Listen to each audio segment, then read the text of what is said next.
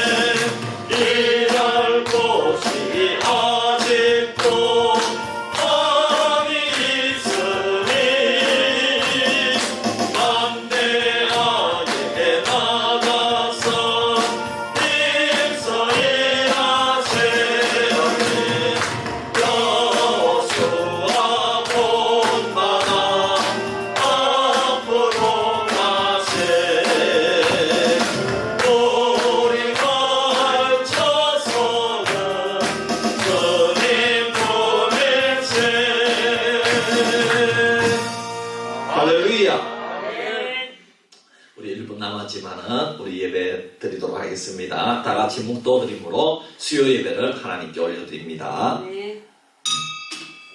살아계신 아버지 하나님, 은혜와 사랑을 감사합니다. 오늘 지방선거 날 하루 일과를 마치고 우리 성도님들 하나님 앞에 예배하기 위해서 올라왔습니다. 이 시간에도 하나님의 말씀을 듣고 우리가 찬양을 드리며 기도하며 예배할 때에 놀라운 천국의 귀한 은혜를 받아 누릴 수 있는 저희들이 될 수 있도록 은혜 베풀어 주시옵소서. 이 시간에도 세상 부귀 영화가 소중한 것이 아니라, 세상의 성공이 소중한 것이 아니라 하나님을 만나고 예배하고 말씀 듣는 것이 최고의 보물임을 우리가 알고 있기 때문에 이 자리에 올라온 줄 믿습니다. 이제 나온 주의 백성들, 하나님 그 사랑하는 사업과 직장과 자녀 손들을 주님께서 복 내려주시고 그 기도 제목을 들어응답하여 주시옵소서. 예배를 주님께 맡겨드리오며 우리를 구원하신 예수 그리스도의 이름으로 기도하옵나이다. 아멘. 찬송가 459장입니다. 459장입니다.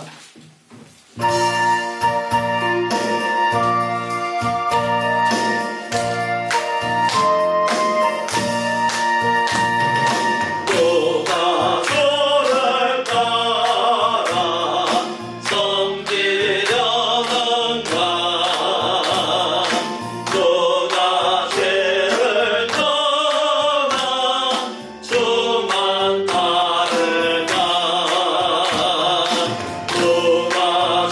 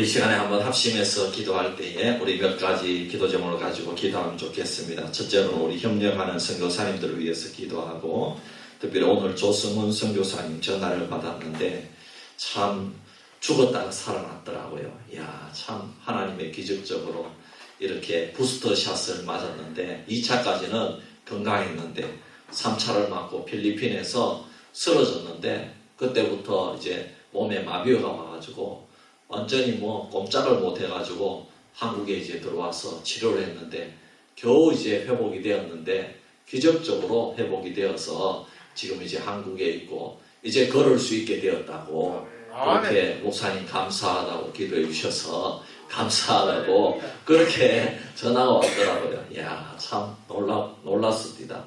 사랑하는 성도 여러분, 우리는 그동안 금요일마다 우리 협력 선교사님들 위해 기도하고 하나님 코로나를 이기게 해달라고 기도했는데 하나님께서 우리의 기도를 들어주신 줄 믿습니다. 우리 선교사님 완전히 회복시켜 주시고, 또 우리 다른 협력하는 선교사님들과 개척교회 목사님들, 농촌교회 목사님들 하나님 힘과 능력을 덧입혀 주시옵소서. 또 우리 조승훈 선교사님 가기 전에 또 우리 한번 만나 뵙고 가면 얼마나 회복되는지 잘 모르니까 우리 한번 만나 뵐 수 있으면 만나보면 좋겠는데, 하나님 더 끝까지 회복시켜 주셔서 다시 선교지로 가서 주의 말씀 또 주의 사명 증거하는 그런 귀한 선교사님 삼아 주옵소서. 우리가 한번 기도하고요. 둘째로는 오늘 우리가 지방선거가 있었습니다. 하나님 이미 우리가 도장은 다 찍었고 선택은 다 했는데 하나님이 예비하신 일꾼이 뽑힐 줄 믿습니다. 뽑힌 일꾼들마다 국민들을 사랑하고 섬기게 하여 주시옵소서. 국민들을 참 이렇게 서로 자기 편을 가르는 그런 지도자가 아니라 국민들을 섬기고 이 나라를 잘 섬기고 또 지방의 그런 행정적인 일들을 잘 처리해서 이 나라를 아름답게 섬길 수 있는 지도자들, 또 지방의 그런 지도자들로 삼아 주옵소서. 기도하고, 셋째로는 주여 이 시간에도 말씀 가운데 은혜를 허락하여 주시옵소서. 우리 이런 제목으로 한번 주여 외치고 기도하겠습니다. 주여!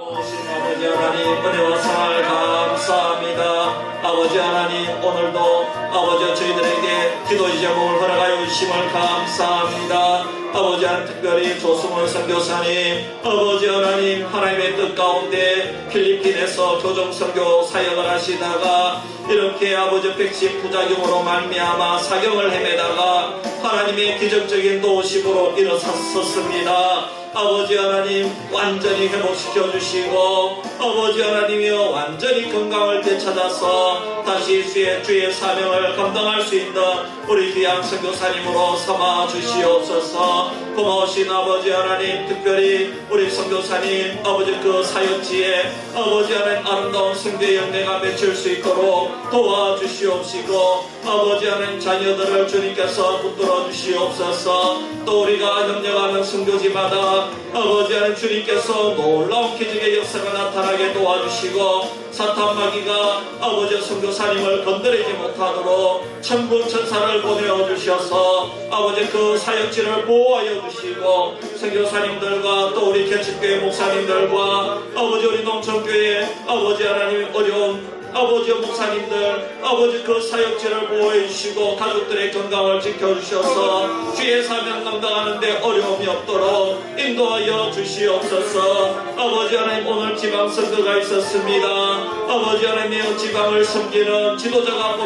뽑히는 선거입니다. 하나님 이들이 아버지 하나님 선거가 됐다고 내가 뽑혔다고 아버지 교만하여지는 것이 아니라 아버지 하나님 4년 동안 국민들을 잘 섬기기를 원합니다. 아버지 하나님이여 모든 국민들에게 다니면서 인사를 하는 이 초심을 잃어버리지 않도록 도와주시옵소서. 그래서 어떻게 하면 이 지방을 위해서 내가 도움이 될 수 있을까? 아버지 어떻게 하면 우리 국민들을 또 지방에 있는 국민들을 우리 영양에 있는 국민들을 섬길 수 있을까? 아버지 하나님 고민할 수 있는 지방의 지도자들 다 될 수 있도록 인도하여 주시옵소서. 아버지 이 시간에도 주의 말 말씀을 들으려고 합니다. 아버지 하나님 말씀 따라 아버지 이 말씀을 나의 행위에 아버지 등불로 삼고 아버지 하나님 말씀대로 잘 적용하여서 이 세상을 이기에 부족함이 없는 저희들의 삶이 될 수 있도록 인도하여 주시옵소서. 주님 믿습니다. 아버지 하나님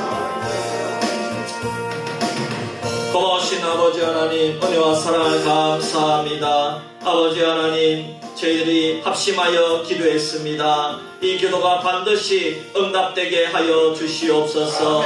우리 협력하는 선교사님들 선교지마다 주님께서 보호하여 주시고 주님 건강을 책임져 주시옵소서. 아버지 하나님 바라옵고 원하옵기는 오늘 지방선거가 있었는데 지방에 뽑힌 모든 지도자마다 아버지가 이렇게 선거운동할 때 그 겸손한 마음이 변하지 않도록 인도하여 주시옵소서. 이 시간에도 주님 저희들이 말씀을 들으려고 합니다. 이 말씀에 순종할 수 있는 마음을 허락하여 주시고 아버지 하나님 말씀을 따라 살아갈 수 있는 그런 주의 백성이 되게 하여 주시옵소서. 감사드리며 거룩하신 예수님의 이름으로 기도하옵나이다. 아멘. 우리 찬송가 384장 한 장 더 부릅니다.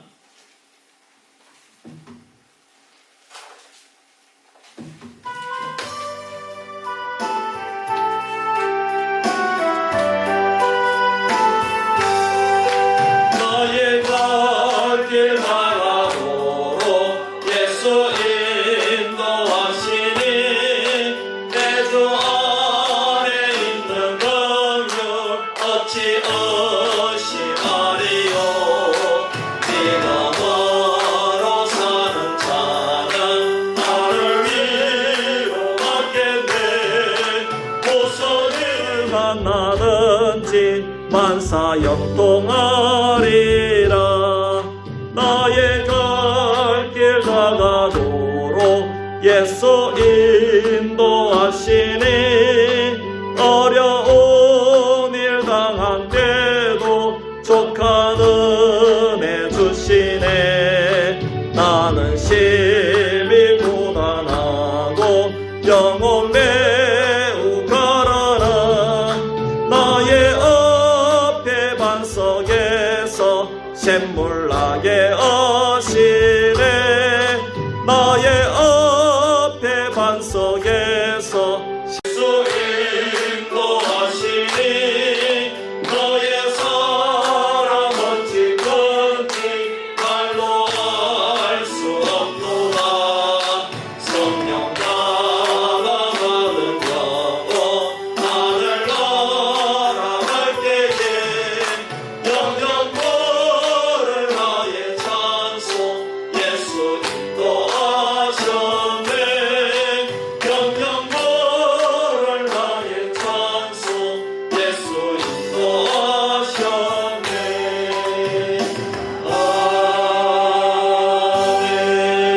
아멘. 하나님 말씀 마태복음 13장 10절에서 17절 말씀 우리 찾아서 함께 교독하도록 하겠습니다.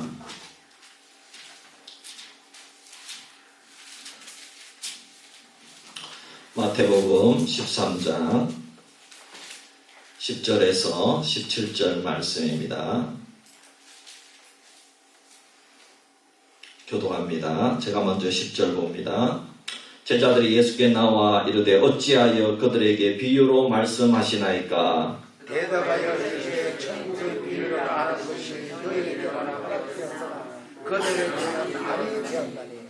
모르는 있는 자는 받아 넉넉하게 되되 없는 자는 그 있는 것도 빼앗기리라. 그러므로 내가 그들에게 비유로 말하는 것은 그들이 봐도 보지 못하며 들어도 듣지 못하며 깨닫지 못하느니라. 이사야의 예언이 그들에게 이루어졌으니 일렀으되 너희가 듣기는 들어도 깨닫지 못할 것이요 보기는 보아도 알지 못하리라. 이 백성들의 마음이 완악하여져서 그 귀는 듣기에 통하고 눈을 감았으니 이는 눈을 보고 귀로 듣고 마음으로 깨달아 돌이켜 내게 고침을 받을까 두려워하느니라 하였느니라. 그러나 너희 눈은 봄으로 너희 귀는 들음으로 복이 있도다. 내가 진실로 너희에게 이르노니 나는 선지자와 의인이 너희가 얻은 것을 보지 못하고 너희가 들으는 것보다 하여 듣지 못하는 아멘. 네. 광고 말씀드립니다. 우리 다가오는 주일부터는 우리 식사를 하고요. 또 오후 예배를 드립니다. 오후 예배는 이전과 동일하게 2시에 드리겠습니다.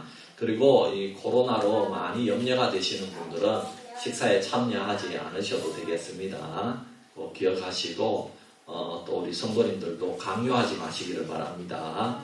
개인의 선택이니까 존중해 주시고 그러나 이제 특별한 일이 없으면은 이제 더 이상 이제 방역이 또 이전처럼 더 돌아가면 몰라도 그렇지 않으면은 계속 이렇게 정부에서도 하라 한 거를 우리가 일부러 안 할 필요는 없지 않습니까? 그렇기 때문에 여러분 안심하시고 그렇게 하시고 또 이제 이 코로나19 전염병은 이제는 독감처럼 생각하시고 또 개인이 좀 주의를 기울이시고 그렇게 하면 되겠습니다. 그리고 구역 예배가 우리 이번 주 금요일은 없습니다. 그 다음 주 금요일부터 드립니다. 그리고 사구역은 이번 주일부터 드립니다. 아시겠죠? 우리 사구역 오는 대로 목양실에 오시면 되겠습니다. 네. 주일날 오후 예배 후에 곧바로 재직회가 있겠습니다. 재직회 내용은 12월부터 5월까지 재정 보고를 하겠습니다. 네, 감사합니다. 그리고 금요일에 경안신학원에 수료식이 있는데 우리 최숙경 집사님 수료를 하겠습니다. 여러분 기도해 주시고 또 우리 장로님, 권사님들 가서 축하해 주기로 위해서 가는데 우리는 또 열심히 기도해서 기도로 응원하면 좋겠습니다. 할렐루야. 예, 너무나 귀한 일입니다. 그리고 우리 새가족들이 주일날에도 우리 새가족들 참 이렇게 수료식도 하고 아우팅도 있는데 여러분 새가족들이 주님의 은혜 안에 가게 하여 주시옵소서. 기도해 주시기를 바랍니다. 예, 오늘 우리 최영수 선생님 또 따님하고 사위가 그날 모든 그 따님 권사님하고 사위 장로님이 찾아오셨어요. 인사하러. 그래서 그날 못 와서 너무 죄송하다 그러면서 우리 아버지 잘 부탁한다 그러면서 그렇게 인사하러 오셨더라고요. 너무너무 감사하더라고요. 그래서 천안에서 이렇게 다니시는 권사님 장로님인데 그래서 목사님 저희들은 주일학교 봉사하고 있어가지고 부장이고 또 이렇게 교사로 봉사한대요. 그러니까 그 애들 가르쳐야 되니까 빠질 수가 없다고. 부장이 빠지면 안 되잖아요. 네, 그러니까 그러냐고 알겠다고 너무너무 귀하다고 그렇게 했습니다. 여러분 기도해 주시기를 바랍니다. 네, 참 귀합니다. 네. 아까 전에 우리가 기도했지만 조승훈 선교사님 전화가 왔습니다. 여러분 우리 선교사님들을 위해서도 계속 기도해 주시기를 바랍니다. 야 듣는데 뭐 간증을 하시는데 깜짝 놀랐어요. 야 참 죽다가 살아났다 그러니까 얼마나 참 하나님의 은혜가 놀랍습니까? 그죠? 네. 그것은 그 선교 사명을 계속 해라 이런 말입니다. 얼마나 귀합니까?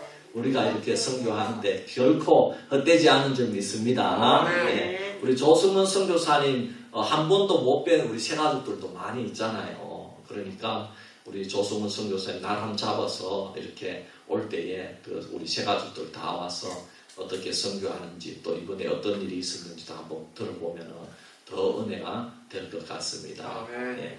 우리가 이것을 기억하고 또 우리가 함께 기도하고 협력하기를 원합니다. 앞뒤 좌우 양문 인사합시다. 예수님의 이름으로 사랑합니다. 축복합니다.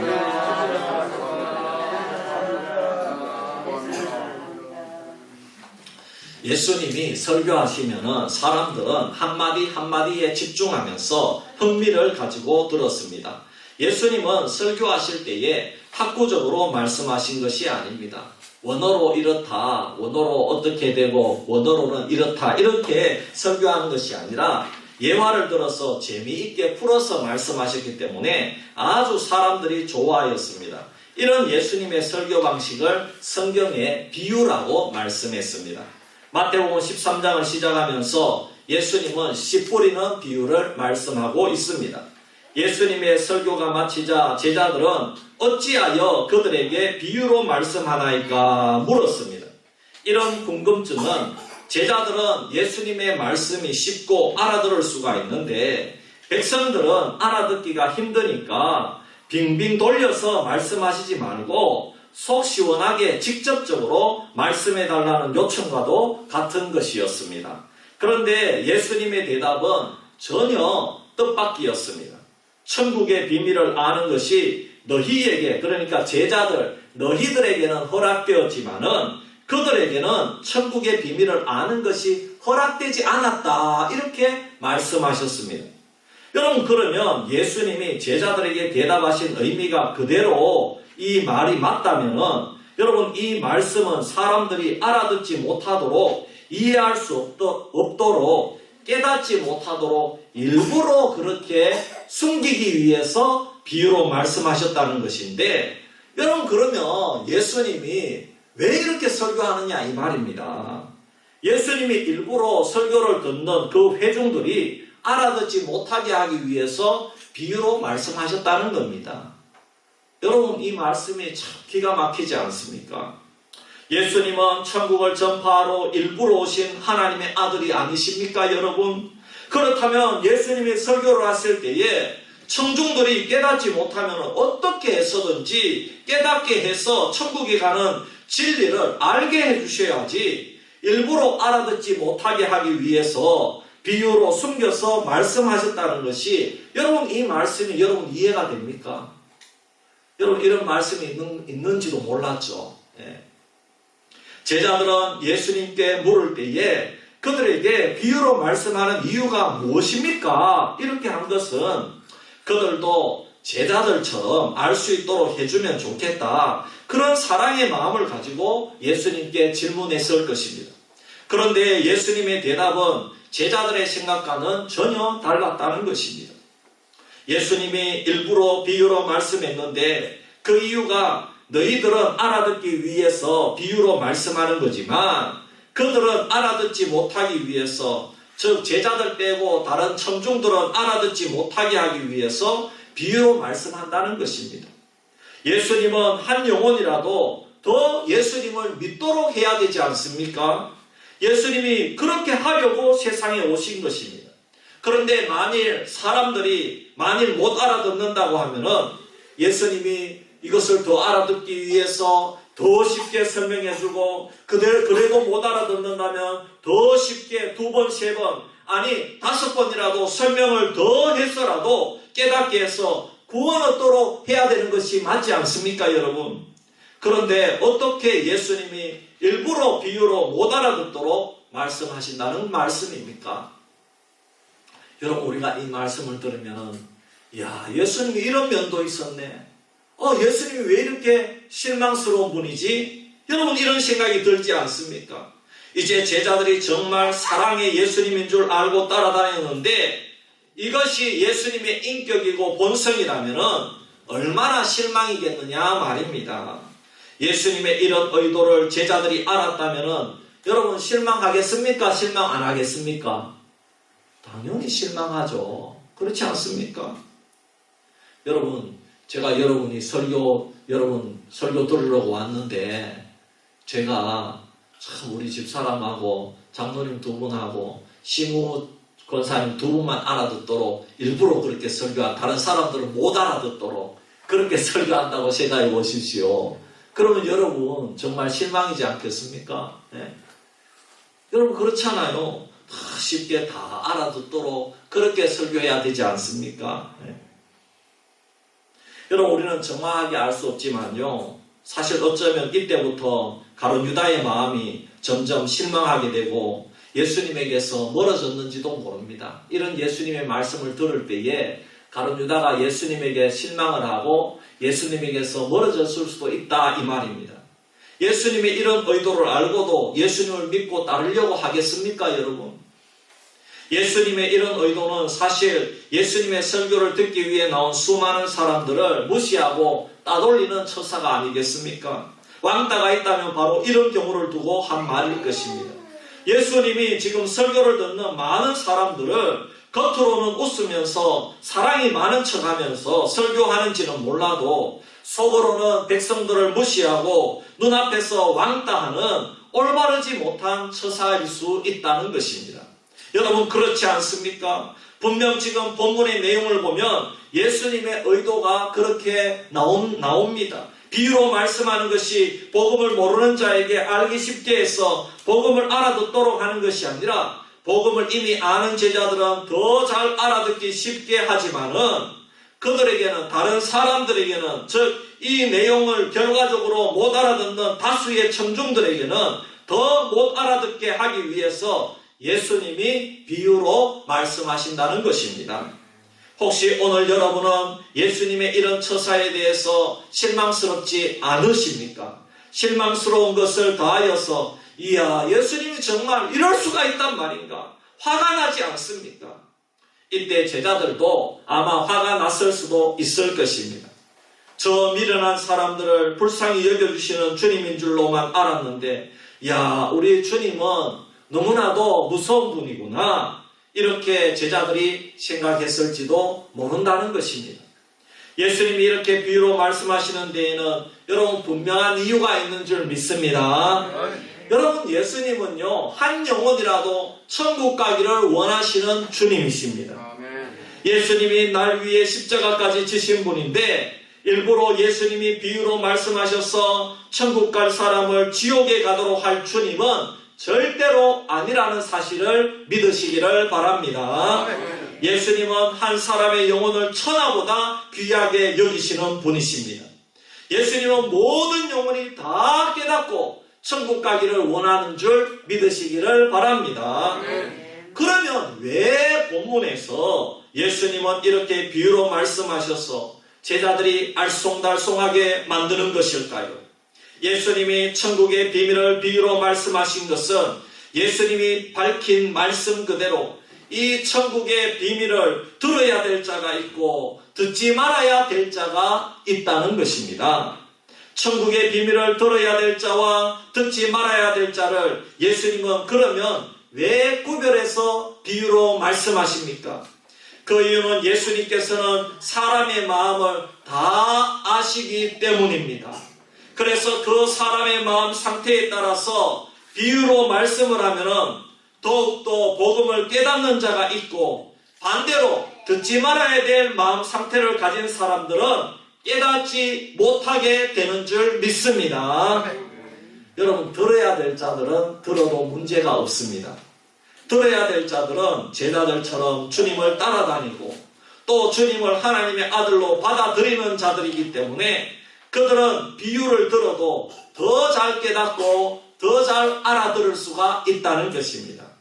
그렇다면 주님이 말씀하시는 그들은 천국의 비유를 들으면 안 되는 것입니까? 도대체 그들의 마음 상태가 어떠하길래 들으면 안 된다는 것입니까? 여러분 그것은 오늘 본문 말씀에 보면 그들의 마음이 완악하기 때문이다 이렇게 말씀했어요. 그들은 마음이 완악해졌기 때문에 주님은 그들은 들으면 안 된다는 것입니다. 마음이 완악한 자들에게는 주님이 복음을 숨기고 있다는 것입니다. 그렇다면 주님은 들어야 될 자와 듣지 말아야 될 자들을 구별하셨고 특히 듣지 말아야 될 자들의 마음이 완악하다는 것을 어떻게 말씀했겠습니까? 여러분 그래서 주님은 마음이 완악한 자들의 현재 상태에 대해서 말씀하셨습니다. 13절에서 15절 말씀에 오면은 마음이 완악한 그들은 이사야가 복음을 전할 때에 죽도록 외쳤지만은 이사야가 순교할 정도로 외쳤는데 그들은 그렇게 외쳐도 보지 못하고 듣지 못하던 그 시대 사람들하고 똑같다는 것입니다. 이 시대에 지금 그들이 마음이 완악하기 때문에 예수님이 비유로 말씀하는데 제자들 외에 다른 사람들은 마음이 다 완악하다는 것입니다. 얼마나 그들의 마음이 완악하고 얼마나 그들의 마음이 강팍했으면 주님이 그들에게 천국의 비밀을 숨겼습니까? 왜 그렇습니까? 그들이 깨닫고 돌아올까봐. 여러분 참 아이러니하지 않습니까? 그 사람들은 아직 깨닫고 돌아오면 안 되기 때문에 주님이 비유로 말씀하셨다는 것입니다. 마음이 완악한 상태에서는 절대로 깨닫고 돌아오면 안 된다는 것입니다. 여러분 잘 이해가 안 되시죠? 여러분 또 듣는 자들에게는 더 많은 은혜를 주시겠다는 것입니다. 12절에 무릇 있는 자는 넉넉하게 되되 그랬습니다. 그래서 여러분 하나님의 복음을 들을 때에 마음이 이미 은혜를 받은 자들은 그 말씀을 들을 때에 더 큰 깨달음을 얻고 더 많은 은혜를 받는 것을 믿으시기를 바랍니다. 아멘. 예를 들어서 순종하는 자들에게 순종하라는 말씀은 더 큰 은혜를 주시는 말씀입니다. 11조 하는 자들에게는 11조 하라는 말씀이 너무나 감사하게 들리고 위로의 말씀으로 들린다는 것입니다. 헌신하는 자들에게 헌신하라는 말씀은 너무나 큰 은혜의 말씀으로 들리는 것입니다. 그런데 순종하지 않는 자에게는 반대로 더 많은 완악함을 주는 동기가 되는 것입니다. 주님이 비유로 가라지 비유를 하면은 가라지 같은 완악한 자들은 은혜가 안 되지만은 그 안에 복음의 씨앗이 자라는 자들은 더 큰 은혜를 주신다는 것입니다. 그래서 복음의 비밀을 제자들처럼 알아듣는 자들에게는 더 많이 가지게 하고 더 많은 깨달음을 주는 것을 여러분 믿으시기를 바랍니다. 그리고 이 비유를 지금 듣는 자가 복이 된다는 것입니다. 지금 현재 이 비유를 듣는 자가 복이 된다는 것을 믿으시기를 바랍니다. 16절 17절을 보십시오. 그러나 너희 눈은 봄으로 너희 귀는 들음으로 복이 있도다. 내가 진실로 너희에게 이르노니 많은 선지자와 의인이 너희가 보는 것들을 보고자 하여도 보지 못하였고 너희가 듣는 것을 듣고자 하여도 듣지 못하였느니라. 그런데 지금 너희들 제자들하고 지금 듣는 그들은 듣고 있고 보고 있으니까 복되다 이 말입니다. 이 비유를 예수님이 처음 전한 것이 아니고 어디서부터 이루어졌다는 것입니까? 구약 전체를 통해 이루어졌다는 것입니다. 구약 전체는 누구에 대한 비유의 말씀입니까? 그렇죠. 예수님에 대한 비유의 말씀이죠. 그래서 구약의 의인들이 이 비유의 핵심이고 비유의 주인공인 예수님을 보고 싶고 했고 듣고 싶어 했지만은 소망만 하다가 예수님을 듣지 못했고 보지 못했다는 것입니다. 그런데 지금 눈앞에 있는 너희들은 예수님을 보고 예수님을 듣는 자가 되었다는 것입니다. 지금 예수님을 보고 예수님을 듣는 자가 있다는 것입니다. 지금 예수님을 보고 듣는 자가 누구입니까? 제자들을 포함해서 지금 천국 비유의 말씀을 듣고 깨닫는 자들입니다. 이 사람들은 지금 예수님을 보고 예수님을 듣고 있다는 것입니다. 할렐루야.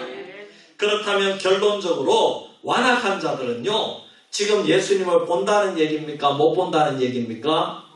못 본다는 얘기입니다. 예수님 지금 바로 앞에 비유로 말씀하시는데도 예수님을 못 듣고 못 본다는 것입니다. 여러분 얼마나 신기합니까? 그래서 주님이 그들이 얼마나 완악한 자들의 현재의 상태를 얼마나 완악한 자들인지 이 말씀을 통해서 가르쳐 주고 있는 것입니다. 그런데 이 비유의 말씀을 깨닫는 자들에게는 더 큰 은혜를 주신다고 말씀하셨습니다. 그리고 이 비유는 처음이 아니라 구약성경 전체가 예수님에 대한 비유로 주어졌고 그래서 그 비유를 깨닫고 예수님을 만나기를 기다렸고 고대하는 자들이 많았지만은 그들 선지자들과 의인들은 그림자만 맛보았다는 것입니다. 그런데 지금 이 비유를 통해서 은혜를 받는 자들은 예수님을 직접 보고 직접 귀로 듣고 예수님을 직접 만나는 진짜 천국의 비밀을 자기 손으로 쥐고 보고 만지는 축복을 얻게 되었다는 것입니다. 할렐루야. 사랑하는 성도 여러분, 오늘 우리 가운데 이런 사람들이 있습니다. 나는 아무리 말씀을 읽어도 도무지 무슨 말씀인지 모르겠다는 것입니다. 또 설교를 매주일마다 와서 들어도 도무지 무슨 소리인지 알아듣지를 못하겠다는 것입니다. 그래서 성경을 읽어도 성경을 들어도 반응이 없어요. 왜요? 못 알아들으니까요. 어떤 분들은요, 드라마를 보아도 괜찮고 눈물을 흘리고 소설을 읽어도 정신이 맑은데 성경만 손에 들고 읽기 시작하면은 잠이 옵니다. 이야, 신기하죠. 누가 뭐 잠을 자라고 하지도 않았는데도 이 성경만 들으면은 마치 수면제를 먹은 것처럼 참 잠이 온다는 것입니다. 그래, 누군가 이런 말을 하더라고요. 나는 불면증이 있어요. 잠이 안 와요. 이런데 누가 말하기를 성경책을 보시오. 잠이 잘 옵니다. 이러더라고요. 예. 또 어떤 분은요, 설교만 시작하면 좁니다. 여러분, 어쩌다가 우리가 피곤해서 교회에 와서 졸 수는 있습니다. 그런 경우는 오히려 잠을 교회에서 푹 주무셔도 됩니다. 하나님이 사랑하는 자에게 잠을 주시는 줄 믿습니다. 그런데 예를 들어서 설교할 때마다 조는 분들은 영적으로 문제가 있다 이 말입니다. 여러분, 그거는 문제가 있는 거예요. 또 설교 말씀을 하는데 윤리적인 말씀을 들어도 신비적인 오병이어나 죽은 자를 살리시는 말씀이나 병자를 치유하거나 그런 말씀은 거부하는 자들이 있습니다. 그런 게 어디 있어? 과학적으로 맞지도 않는데 예수님의 부활이 어디 있어? 이것은 순전히 거짓말이야. 이렇게 생각합니다. 이런 말씀은 다 부정한다는 것입니다. 여러분, 이렇게 성경에 대한 올바른 반응이 없으니 영적으로 흥미와 의욕을 잃어버린 삶을 살아갑니다. 그래서 변화와 도전이 없는 언제나 똑같은 삶을 살아갑니다. 다람쥐 쳇바퀴 돌아가는 삶을 삽니다. 영적인 변화와 성장에 관심이 없습니다. 은혜를 모르고 예배당에 와서 앉아 있습니다. 여러분, 이것만큼 비참한 삶이 없습니다. 차라리 놀러 가면은 은혜를 많이 받는데, 이야, 아름다운 것도 보고 우리 세가지고 아우팅 가니까 얼마나 마음을 시원하게 하고 좋습니까? 그죠? 그런데 여기 와가지고 은혜를 모르고 여기 예배당에 앉아 있으면은 여러분 참 얼마나 좀 비참하잖아요. 그래서 은혜를 모르고 교회당에 앉아 있는 것은 마치 꽃꽂이를 해놓은 것과 같습니다. 이거는 이제 꽃꽂이가 아니죠. 화분이죠. 이거는 생명이 있습니다. 그러나 꽃꽂이는 여러분 줄기가 끊어져 있잖아요. 살아있지만 산 게 아니다 이 말입니다. 살아있는데 죽어있다 이 말입니다. 그래서 이런 사람들은 조용히 사라지는 자들이 있고 시험을 일으키는 자들이 있고 아니면 조용히 있기는 있지만 마음속으로는 항상 말씀에 대해서 비난을 하고 판단을 하고 말씀에 거의 반응할 수도 없고 할 의지도 없다는 것입니다. 왜? 끊어졌기 때문에. 그러면 오늘 이런 자들은 주님이 말씀하는 완악한 자들과 같습니까? 틀립니까? 똑같다는 겁니다. 네. 결국에는 말씀에 대해서 반응하지 않는 자들은 결과가 어떻게 나타났든지 모두 다 완악한 자들이라고 할 수가 있다는 것입니다. 이 완악한 마음을 가진 자들 중에서 마태복음 13장에 예수님께서 비유로 말씀하신 것처럼 길가와 같은 자들이 있고 가시밭과 같은 자들이 있고 돌밭과 같은 자들이 있다는 것입니다. 이런 자들이 다 완악한 자들이다 이런 말입니다. 여러분, 이런 생각을 해보셨습니까? 청중들 중에서 즉 교회에 나와서 오늘날 목사님 말씀을 듣는 사람들 중에서 정말 하나님의 설교 말씀을 100% 그대로 받아들이는 사람이 몇 퍼센트 정도 되겠습니까? 여러분, 한번 생각해 보셨어요? 여러분, 많지 않습니다. 여러분 어떻게 생각할지는 모르겠는데 제 생각은요, 그렇게 많지 않다는 것입니다. 여러분, 문제는 무엇입니까? 예수님이 전하는 비유가 잘못된 것이 아니다 이 말입니다. 오늘날 전파되어지는 주님의 말씀이 잘못된 것이 아닙니다.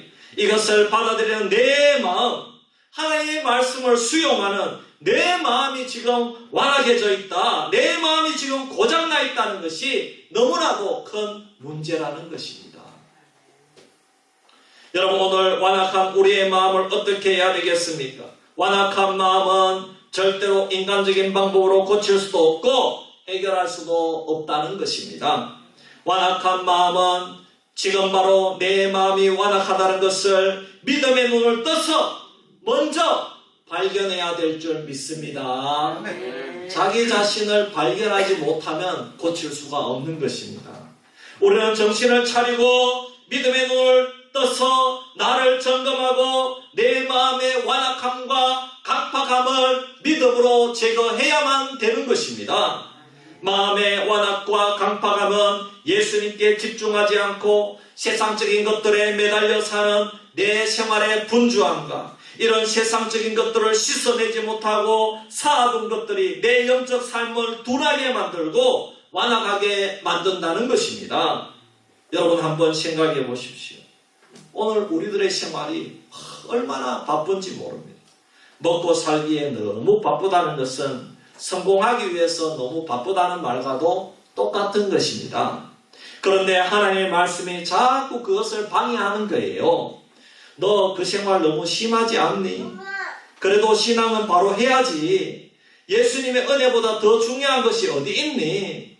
주일날 교회에 와서 주님의 말씀, 천국의 비유를 듣는 이것보다가 왜 더 중요한 것이 너의 삶 가운데 있느냐? 이렇게 자꾸 여러분들의 인생길을 방해하니까 여러분들 마음이 어떻게 됩니까? 자꾸 완악하게 되는 겁니다. 자꾸 완악하게 됩니다. 그러니 실제로는 바쁘고 성공을 향해 나아가는 여러분의 삶이 주님의 말씀을 방해하는 것입니까? 주님의 말씀이 여러분을 방해하는 것입니까? 나의 바쁜 삶이 주님의 말씀을 방해하는 것이죠. 그렇잖아요. 여러분 정신을 차려야 됩니다. 믿음으로 내 마음의 완악함을 보아야 된다는 것입니다. 만일 이런 상태가 계속된다면 지금 현재 내게 주신 은혜도 다 거두어가고 말 것입니다. 지금 조금 남아있는 그 은혜, 그래서 조금 남아서 겨우 교회로 발걸음하고 있는 그 은혜조차 거두어가고 말 것이라는 것입니다. 여러분 그래서 누구처럼 됩니까? 지금 조금 남은 은혜도 거들이 난 사람을 주님께서 비유로 어떻게 가르쳐 주셨습니까? 어떤 사람이 아직 은혜의 씨앗이 남아있어요. 그런데 이 길바닥에 그 은혜의 씨앗이 떨어졌는데 새가 와서 날름 주워버린다. 이렇게 말씀하고 있는 것입니다. 또 조금 남은 은혜도 거들이 난 사람이 누구입니까? 믿음의 씨앗이 가시덤불에 떨어졌는데 가시와 같은 시험거리가 와서 은혜를 다 막아버린다는 겁니다. 그러므로 사랑하는 성도 여러분, 우리의 은혜가 살아있을 때에 믿음으로 그것을 받지 않으면 결국 우리에게도 이런 순간이 온다는 것을 잊지 마시기를 바랍니다. 오늘 주님의 말씀이 들려지게 하기 위해서 힘쓰고 애쓰는 공동체가 있습니다. 주님의 말씀이 들려지게 하기 위해서 주님은 이 땅에 성도들이 모여서 함께 완악함을 이겨나가라고 교회를 세워주신 줄 믿습니다. 그러므로 우리가 교회에 와서 주님의 말씀을 듣는다는 것은 주님의 말씀을 내가 나름대로 뱉어가기 위해서가 아니라 그대로 받아들이기 위해서 모였다는 본래의 목적이 있음을 기억하시기를 바랍니다. 오늘 하나님의 말씀이 내게 들려지도록 내 마음을 수술해야 된다는 것입니다. 어떤 하나님의 말씀이라도 아멘으로 받아들이고 반응할 수 있도록 수술해야 될 줄 믿습니다. 여러분 오늘이 기회입니다. 오늘 내 마음의 완악함을 도려내는 수술을 해야만 됩니다. 더 이상 내 마음대로 말씀을 거부하고 내 지식으로 말씀을 미루고 또 내가 싫어한다고 말씀을 거부하여 듣지 않는 완악함, 귀한 눈이 있어도 듣지 않고 보지 않으려고 하는 완악함을 빨리 수술해야 된다는 것입니다. 오늘 수술해야 됩니다. 여러분 어떤 때는요 목사와 장로, 안수의 집사도 성경을 모를 때가 많습니다. 성경을 거추장스럽게 생각을 한다니까요. 그러면 성경이 잘못되었습니까? 아닙니다. 성경은 절대로 잘못될 수가 없습니다. 성경은 온전히 진실한 줄 믿습니다. 여러분 성경이 어려워서 모른다고요? 어렵습니까? 성경이 어려워서 모르는 게 절대로 아닙니다. 예수님이 이런 말씀을 하신 것을 여러분 기억하실 것입니다. 마태복음 11장에 보면 천지의 주제이신 아버지여 이것을 지혜롭고 슬기 있는 자들에게는 숨기시고 어린 아이들에게는 나타내심을 감사하나이다 그랬습니다. 하나님은 이 비밀을 어린 아이들에게도 숨기지 않으셨다고 했습니다. 이 말씀은 아무리 어리고 약하다고 아주 지능적으로 초보적인 단계의 지능만 있어도 글 정도만 알고 또한 글을 몰라도 성경을 읽어주면 알아들을 수 있는 초보적인 단계만 있어도 성경은 이미 다 알 수가 있다는 것입니다. 할렐루야. 그런데 하나님의 말씀이 안 들려지고 안 보여질 때가 있다고 합니다. 그것은 누구 때문입니까? 말씀 잘못입니까? 아닙니다. 내 자신 때문이라는 것입니다. 내 자신의 완악함 때문이라는 것입니다. 내가 가지고 있는 편견, 내가 가지고 있는 고집, 내가 가지고 있는 선지식, 내가 가지고 있는 경험과 같은 것들이 성경을 안 들려지게 하고 거부하게 하고 세상보다 더 가치없게 만든다는 것입니다. 이러한 나의 완악함을 이 시간 수술하는 은혜가 있기를 주의 이름으로 축원합니다. 만일 이런 상태임에도 불구하고 믿음으로 수술하기를 거부한다면 주님은 우리가 계속해서 알아들을 수 없도록 말씀한다는 것입니다. 얼마나 주님이 답답하셨으면 주님은 씨가 떨어지는데 길바닥에 가시덤불에 돌밭에 떨어진다는 것을 설교하고 있으시겠습니까? 여러분, 이 설교는 초등학교 설교예요. 여러분, 얼마나 초등학교 설교입니까? 그런데 주님이 이렇게 설교해도 알아듣는다 못 알아듣는다? 못 알아듣는다는 것입니다. 초등학교 설교도 못 알아듣는다는 것입니다. 이게 그 당시 사람들의 모습이었습니다. 사랑하는 성도 여러분, 그러면 어떻게 내 마음의 완악함을 도려내고 하나님의 말씀을 받아들이는 수술을 할 수 있겠습니까? 그것은 나의 완악함을 스스로 점검하고 완악함을 깨뜨리는 것입니다. 내가 완악하여지는 이유가 있을 것입니다. 먼저 그러기 위해서는 은혜 생활을 방해하는 생활 습관을 제거해야 된다는 것입니다. 주님의 말씀을 사모하고 좋아해야 되는데 그것을 꺼리게 만들고 지연시키게 만드는 내 생활 습관이 있을 것입니다. 내 인생에 있어서 정말 하나님을 위해서 제대로 섬겨보겠다는 생각은 누구나 다 있습니다. 하지만 계속해서 우리가 신방에 오면은 연기하고 또 방해를 받는 그런 생활의 이유가 있다는 것입니다. 여러분, 무엇을 해놓고 은혜를 받겠다고 한다면 결코 은혜를 받을 수가 없습니다. 이런저런 이유로 계속해서 마음의 문을 닫고 말씀을 거부하면 우리 중에 누가 사도행전에 나오는 유도고라는 교인이 될 수도 있다는 것을 명심하시기를 바랍니다. 여러분, 유도고는 초대교회에 졸다가 높은 난간에서 떨어져 죽은 인물입니다. 유도고가 단순히 삶이 피곤해서 떨어져 죽은 것이 절대로 아닙니다. 말씀이 들리지 않는 것입니다. 말씀이 왜 들리지 않습니까? 단순히 이 한 번 말씀이 들리지 않아서 유도고가 죽은 것이 아니에요, 여러분. 초대교회 사건은 오늘날 교회들에게 심각한 경종을 주고 본보기로 삼기 위해서 주님이 이 초대교회 사건을 기록하게 하신 것입니다. 여러분, 인생 습관을 어떻게 해서든지 주님을 사모하고 사랑하고 주님의 말씀을 듣기를 좋아하는데 방해하는 것을 제거하는 방향으로 만들기를 주의 이름으로 축원합니다. 유도고는 그렇게 하지 않았다는 겁니다. 계속 말씀을 거부하고 계속 순종하기를 거부하고 계속 완악하기를 유지했다는 겁니다. 여러분, 나의 완악함을 깨뜨리기 위해서 주님과 결단하시기를 바랍니다. 내가 내 완악함을 깨뜨려야 하겠다고 말한다고 우리들의 완악함이 깨뜨려지는 것이 아닙니다. 습관은 쉽게 고쳐지지 않습니다. 말씀이 들리지 않는 습관, 말씀을 판단하는 습관, 말씀을 지연시키는 습관, 말씀을 내 나름대로 요리하는 습관을 버리기로 주님 앞에서 결단해야 될 줄 믿습니다. 결단을 위해서 저는 다른 무엇보다도 한 가지를 권하고 싶은데, 하나는 주일 설교를 듣고 여러분 꼭 결단하시기를 바랍니다. 주일 설교를 듣고 여러분 결단할 내용을 마음속에서 꼭 한 가지를 찾아내시기를 바랍니다. 예를 들면 지난 주일 설교 내용이 뭡니까, 여러분? 네? 벌써 다 까먹었다. 내 인생의 보물은 교회입니다. 아멘. 할렐루야. 여러분, 우리가 은혜 받는 통로를 주님께서 주셨는데 말씀과 기도, 성례전이라 말씀했습니다. 그런데 이 세 가지를 교회로 말미암아 주셨다 이렇게 말씀했습니다. 아멘. 여러분, 이 설교를 들었으면 우리가 결단하는 겁니다. 할렐루야. 아멘. 결단을 어떻게 합니까? 주중 예배에 안 나오시는 분이면은 그 설교를 듣고, 이야, 내가 수요일 예배나 금요 기도에 나와서 더욱더 내가 은혜 생활을 해야 되겠다, 이렇게 결단하는 것입니다.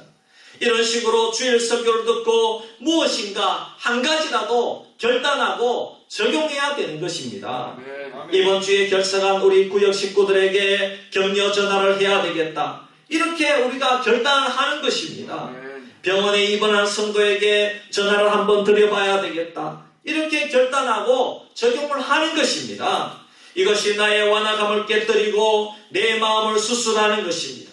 1년에 한 번도 구역장에게 식사도 한 번 같이 하지 못했다면 내가 구역장 장로님께 식사 한 번 대접해야 되겠다, 이렇게 결단을 해도 되는 것입니다. 이렇게 말씀에 실제적으로 순종하고 내 고집을 꺾는 훈련을 해야 우리가 은혜 생활을 제대로 하는 것입니다. 여러분, 마지막으로 말씀에 집중하는 훈련을 해야 됩니다. 여러분, 성경과 설교 말씀에 집중해야 됩니다.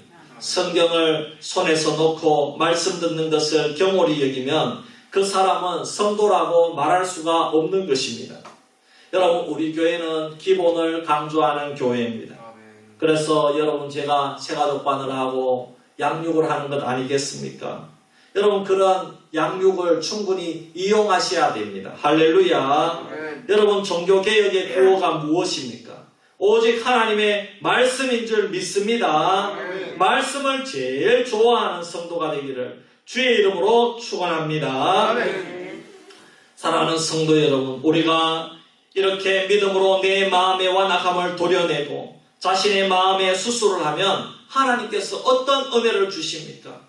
여러분, 말씀이 꿀송이처럼 달아지는 복을 받는 줄 믿습니다. 아멘. 하나님의 말씀을 듣는 것이 좋고 읽는 것이 좋고, 하나님의 말씀이 예전에는 너무 지루하게 느껴졌는데 신기하게도 이제는 살아서 움직이는 것처럼 그렇게 들리는 복을 받는 줄 믿으시기를 바랍니다. 아멘. 그리고 둘째로 어떤 말씀도 아멘 하게 되는 은혜를 받게 됩니다. 아멘. 이전에는 나를 책망하고 내게 적용되는 말씀이 여러분, 나를 정죄하고 심판하는 말씀으로 들려서 부담스럽게 다가왔지만 이제는 내가 실천하지 못하는 말씀도 부담이 아니라 따스한 부모님이 주시는 말씀으로 들린다, 이 말입니다. 아멘. 내가 어릴 때 학교에 갈 때 부모님이 얘야, 신호등 조심하거라, 나쁜 친구들 조심하거라, 길 건널 때 조심하거라, 이런 말이 잔소리로 들리지 않고 복의 말로 들린다는 것입니다. 아멘. 그래서 조심하게 되고, 그래서 고치려고 노력하게 만드는 격려의 말씀이 될 줄 믿습니다. 아멘. 사랑하는 성도 여러분, 예수님은 비유로 제자들과 많은 사람들에게 말씀을 증거하셨습니다. 그렇지만 제자들처럼 주님의 말씀을 믿음으로 받는 사람도 있었지만 많은 사람들은 거부를 하고 주님의 말씀보다 기적을 좋아하고 눈에 보이는 것만 따라다녔습니다. 그래서 주님은 완악한 자들에게는 그들의 믿음대로 말씀이 들리지 않도록 비유로 말씀하셨다, 이 말입니다. 그렇지만 오늘 우리에게 주님께서 이런 두 종류의 사람들에게 비유로 말씀하셨다는 것을 성경 말씀으로 남기신 이유는 오늘 우리에게 다시 한 번 더 기회를 준다는 것을 믿으시기를 바랍니다. 아멘. 우리의 마음의 완악함을 수술하고 고치라고 오늘 우리에게 주시는 말씀인 줄로 믿으시기를 바랍니다. 그래서 오늘 주신 말씀을 우리가 확실하게 깨달아 저와 여러분이 완악함을 완전히 제거함으로 주님의 말씀을 받으면은 제자들처럼 더 많은 은혜를 받는 성도가 되기를 주의 이름으로 축원합니다. 아멘. 기도드리겠습니다. 하나님 아버지, 은혜와 사랑을 감사합니다. 오늘 주님께서 왜 비유로 말씀을 주셨는지 우리가 이 성경 말씀을 통하여 은혜를 주심을 감사합니다. 그것은 바로 우리의 완악함을 제거하라고, 이제는 완악함으로 주의 말씀을 순종하지 못하고 거부하는 것이 아니라 이제는 우리의 완악함을 믿음으로 수술하고 주의 말씀을 적극적으로 아멘으로 받아들이고 이 말씀을 따라서 사명자로 살아가게 될 것을 기대하는 주님의 말씀인 줄 믿습니다. 그래서 우리가 오늘 완악함을 완전히 제거하고 주님의 말씀대로 순종해서 주님의 뜻대로 살아가는 주의 백성들 다 되게 하여 주시옵소서. 감사드리며 거룩하신 예수님의 이름으로 기도하옵나이다. 아멘. 우리 찬송가 546장 찬송 드리고 주님 가르쳐 주신 기도로 일 마치겠습니다.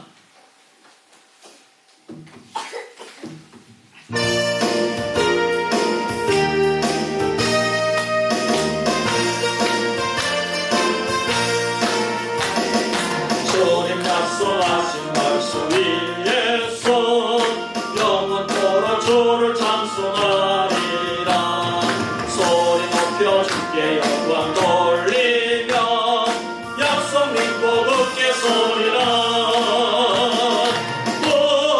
굳게 서리 영원하신 말씀 위에 굳게 서리 굳게 서리 말씀 위에 굳게 서리라.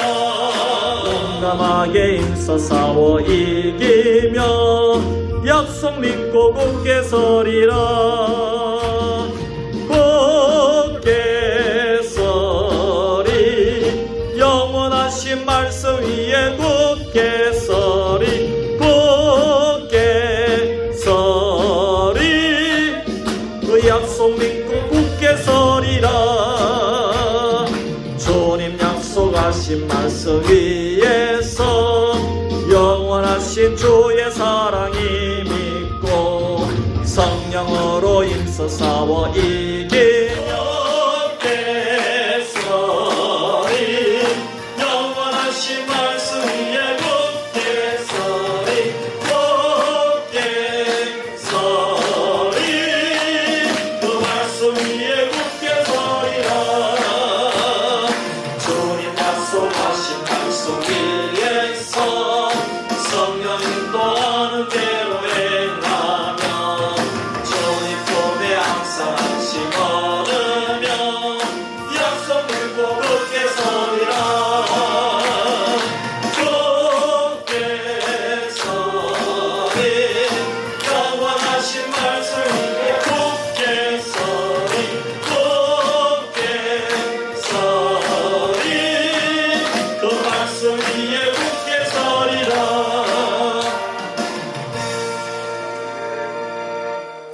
하늘에 계신 우리 아버지여, 이름이 거룩히 여김을 받으시오며 나라의 마옵시며 뜻이 하늘에서 이룬 것 같이 땅에서도 이루어지이다. 오늘날 우리에게 일용할 양식을 주옵시고 우리가 우리에게 죄 지은 자를 사하여 준 것 같이 우리 죄를 사하여 주옵시고 우리를 시험에 들게 하지 마옵시고 다만 하늘에서 구하옵소서. 대개 나라와 권시와 영광이 아버지께 영원히 있사옵나이다. 아멘.